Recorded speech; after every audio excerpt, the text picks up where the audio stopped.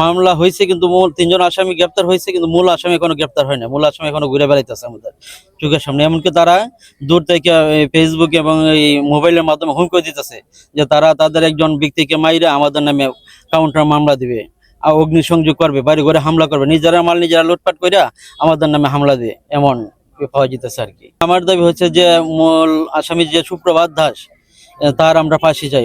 আরো অন্যকে যারা আছে সবাই 27 জনের মতো আছে, সবারই আমরা চাইতেছি যে আইনের আওতায় আইনাদের ফাঁসি আমি চাই।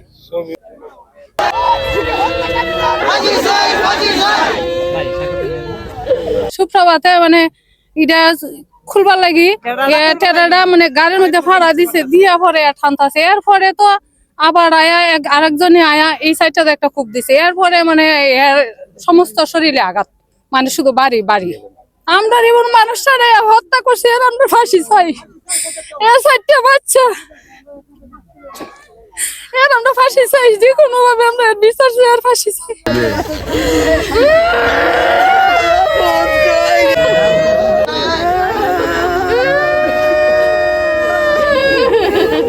যে হত্যাকাঙ্ক্ষী ঘটনা ঘটেছে, আমার এই ক্ষুদ্র বয়সে আমি এমন ঘটনা হিন্দু কিংবা মুসলমানের মধ্যে দেখি নাই।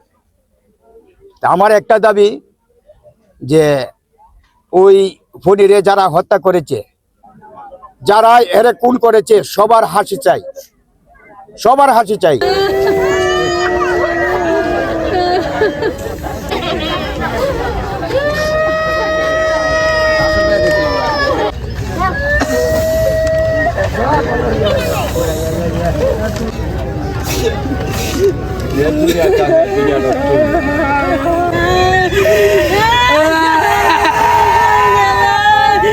আমার ভাই নদীর পাড়ে একটা মেশিন ছিল আর কি, পানি দিচ্ছে আমাদের জমিতে তেল নিয়ে গেছিল আর কি, যেমন ডিজেল মেশিনে দেওয়ার জন্য। আসার পথে তাকে ধীরেন্দ্র ঘাও দিয়া ফালাই দিছে পরে তার ওই যে সুপ্রভাত সে নিজে মানে মৃত্যুটা নিশ্চিত করার জন্য, মানে টানা হেঁচড়া করার জন্য মৃত্যু নিশ্চিত হয় সুপ্রভাত, সেইভাবে তাকে মৃত্যু মানে পর্যন্ত নিয়ে পৌঁছায় দিছে।